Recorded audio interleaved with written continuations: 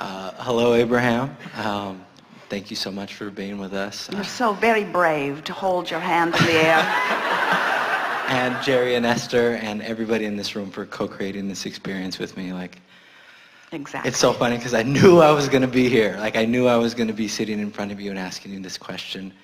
And I've been so blessed throughout my life, and things have often come easy to me, things that have come very difficult for people around me, people that were even in my same household.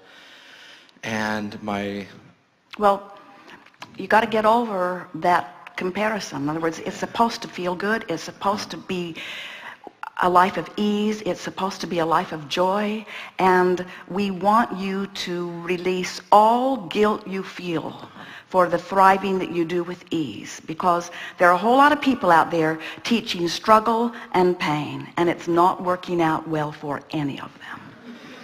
And I think part of I have a really strong desire to be a healer, and not in the sense of I want to go out and save the world, but I am in school with a lot of people that have that feeling, and really where I'm coming from is I just want to share my vibration and my smile with everybody around me.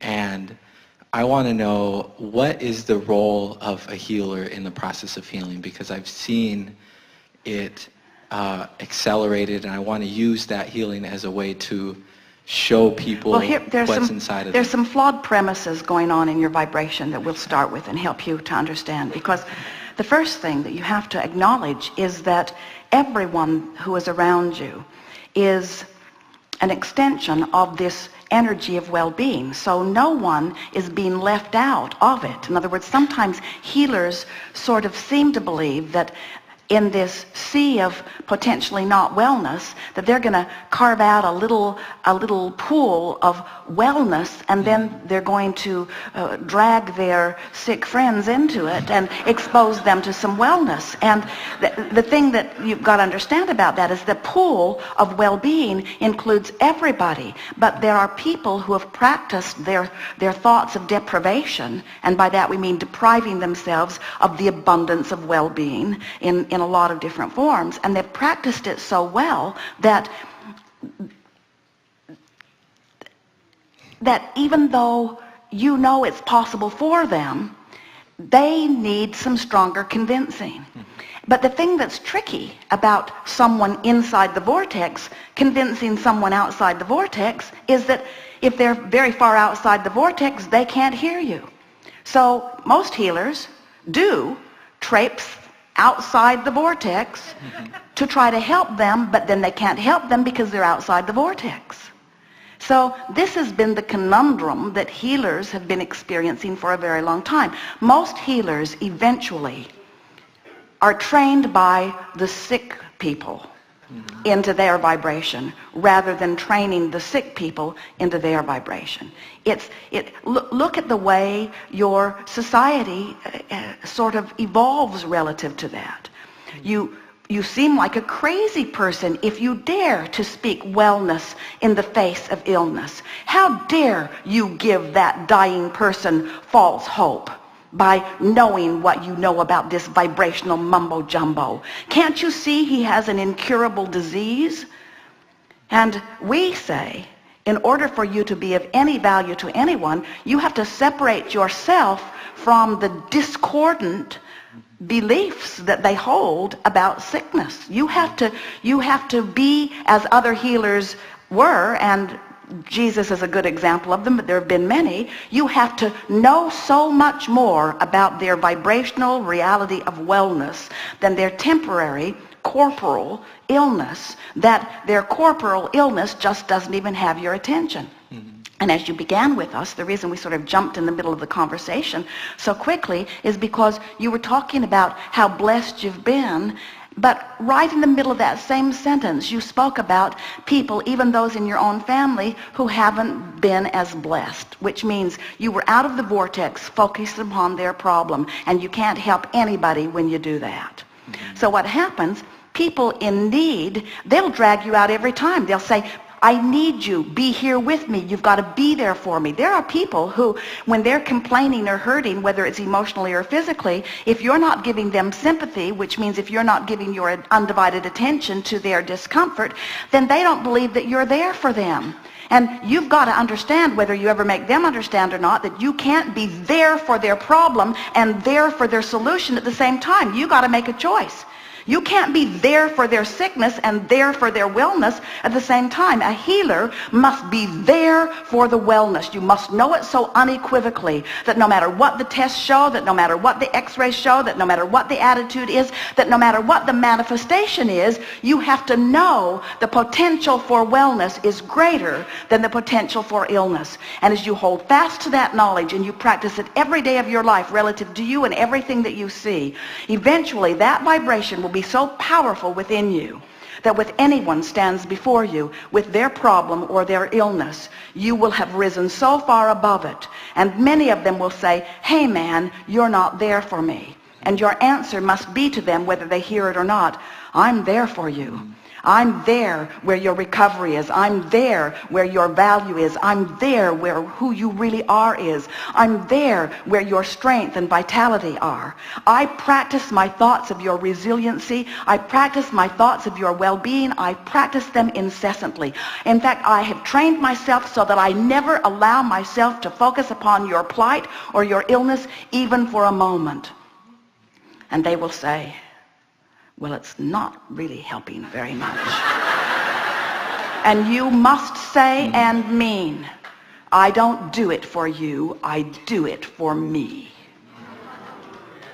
Now, that was hard to take.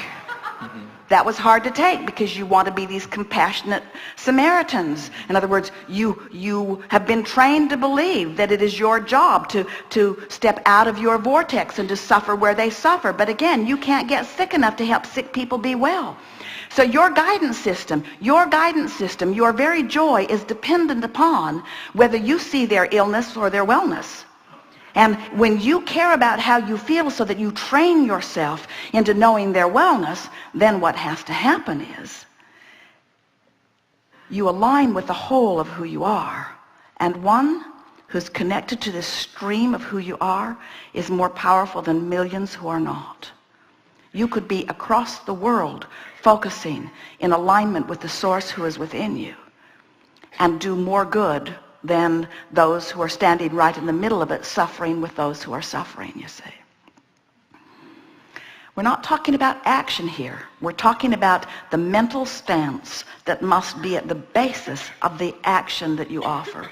Of course, anyone, if you found someone on the street bleeding, we want you to help them. We want you to do anything that you can to soothe anyone wherever they are.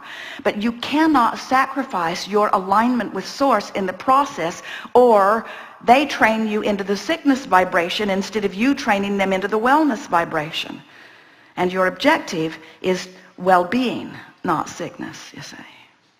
Thank you. And how may I get to that or speed up that level of knowing without a shadow of a doubt so that nothing. Well, you just have to practice it. You have to find, you see, what happens so often is that people think that if they could be given a really substantial test where they could really use that test and pass it, then they would know once and for all.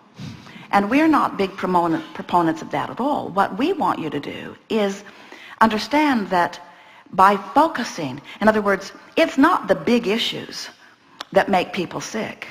It's the little grinding issues all day, every day. In other words, people get sick because they're annoyed by people at work, and they're annoyed by their boss, and they begin to feel insecure, and then they feel angry, and then they foster hostility, and then they harbor hostility, and then they join groups that talk about it even more, and then they go to counselors that convince them that somebody sexually abused them when they were 2, and then they harbor that even more, and they're looking for the reason that they don't feel feel better and looking for the reason that they don't feel better. They keep finding the reason that they don't feel better until they just practice in a sort of steady rhythm the vibration of discord. And when you practice with a sort of steady rhythm, the vibration of discord, what happens is little by little you deprive yourself of the well-being that you've carved out. So two things happen. In all of that deprivation, you keep asking for more, so the larger part of you expands. And in your attention to the deprivation, you don't let yourself go. So the tug of war within you, as the two parts of you become divergent, is what causes the illness, you see. And so if you could understand that illness is not a big deal. It's an attitudinal problem. Illness is about mood. It's about mood. Now some people say, well, what about people who are born with illness? And we say, well, there are cellular moods too. In other words, the cells of the body do pick up the mood and the attitude. That's that resistance that we're talking about. When you're depressed, your cells don't function in the frisky way that they could. When you're joyful, your cells function better. When you're depressed, your cells don't function as well. So it would be accurate to say your cells are as depressed as you are. Or your cells are as frisky as you are, you see. And so when you start talking about healing, when you start talking about physical well-being, you got to understand that the majority of your planet as a people is sicker today than it has ever been with all of this medicine. Because your planet is fussing and worrying about more things. The more diversity, the more groups of pushing against you begin to form, you see.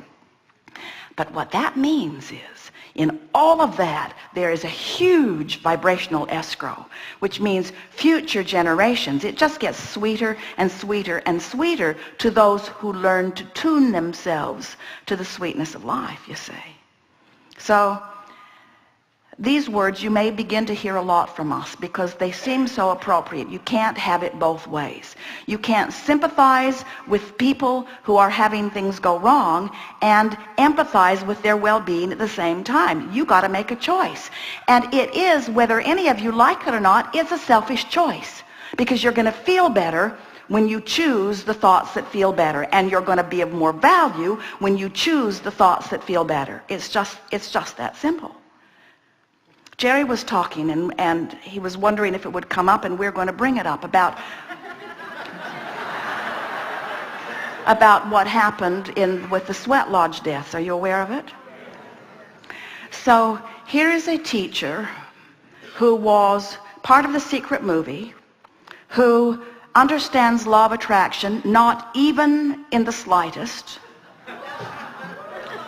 who held seminars for the purpose of seeing how much discomfort you can endure without dying. Deprivation in the desert, deprivation without food, deprivation without air, high temperatures in the sweat lodge. In other words, see how much you can endure.